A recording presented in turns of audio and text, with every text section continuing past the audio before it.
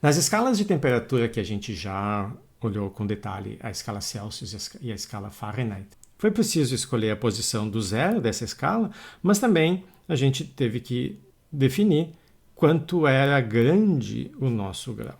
Ou seja, qual a distância nessa escala entre o 0 e o 1, o 99 e o 100. Mas também é possível introduzir uma escala absoluta de temperatura. Uma onde a localização da origem não é uma escolha, mas é um limite fundamental obtido experimentalmente que não pode ser ultrapassado.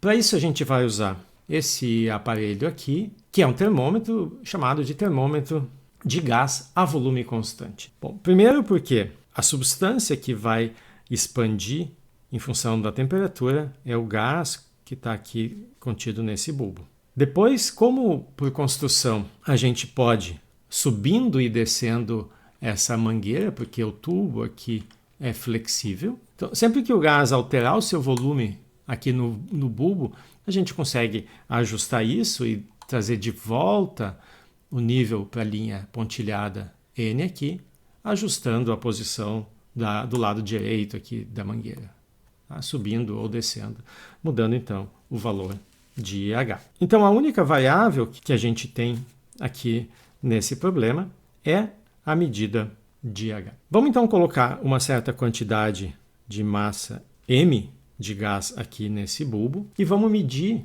a pressão através da medida de H. Então a pressão que o gás tem é a mesma pressão feita aqui no ponto N, que é a mesma dos dois lados da mangueira.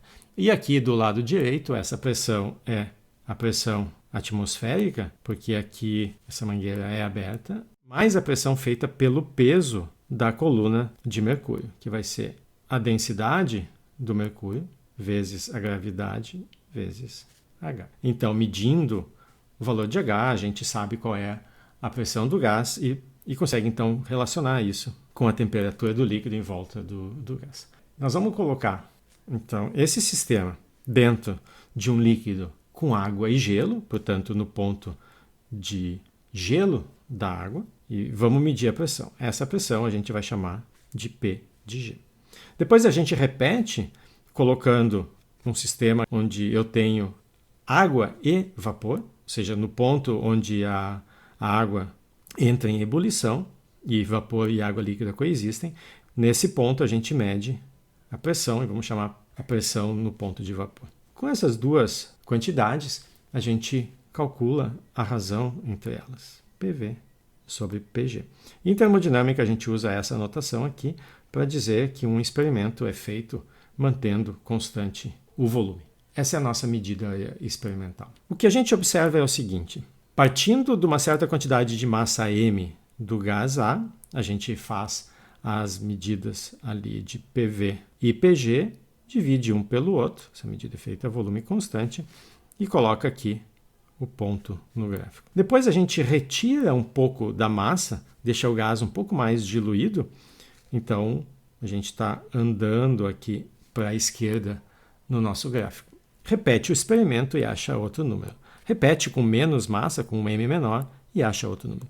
E a gente verifica, então, que esses pontos eles podem ser facilmente extrapolados por limite, onde a massa vai para zero. E nesse limite, o valor obtido experimentalmente é 1,366. Se a gente agora repete o experimento trocando o gás, então agora o gás B, coloca de novo o ponto de vapor, o ponto de gelo da água, a gente está usando água em volta ali daquele bulbo, repete as medidas da pressão nesses dois pontos de referência, coloca no gráfico, a gente vê que de novo eles podem ser extrapolados e a extrapolação de novo é a mesma.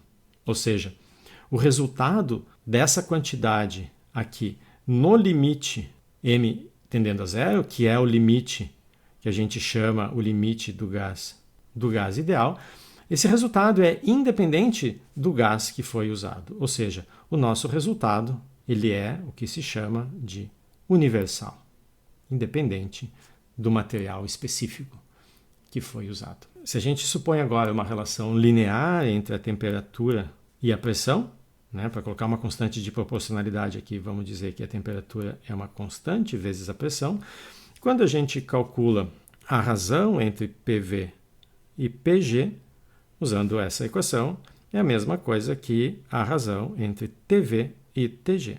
Os Cs cancelam. E isso aqui, então, no limite que nos interessa, no limite m tendendo a zero, é essa constante 1.366. Ou seja, a gente obteve uma equação que relaciona TV e TG, mas isso ainda não é suficiente para determinar o valor dessas duas temperaturas nessa nova escala.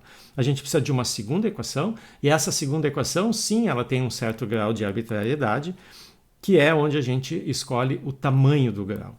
Aqui a gente vai dizer, então, que a diferença entre a temperatura do ponto de vapor e a temperatura do ponto de gelo vão ser 100 graus dessa nova unidade, que a gente vai chamar de Kelvin.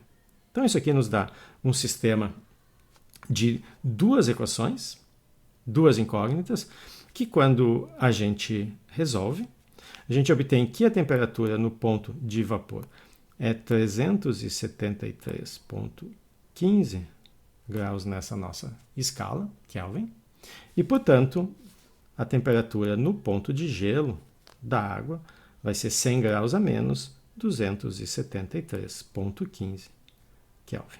Então, se na escala Celsius a temperatura no ponto de gelo é 0 e na escala Kelvin é 273,15, significa que o zero da escala Kelvin, o zero nessa nossa escala absoluta, vai ser encontrado a menos 273,15 Kelvin.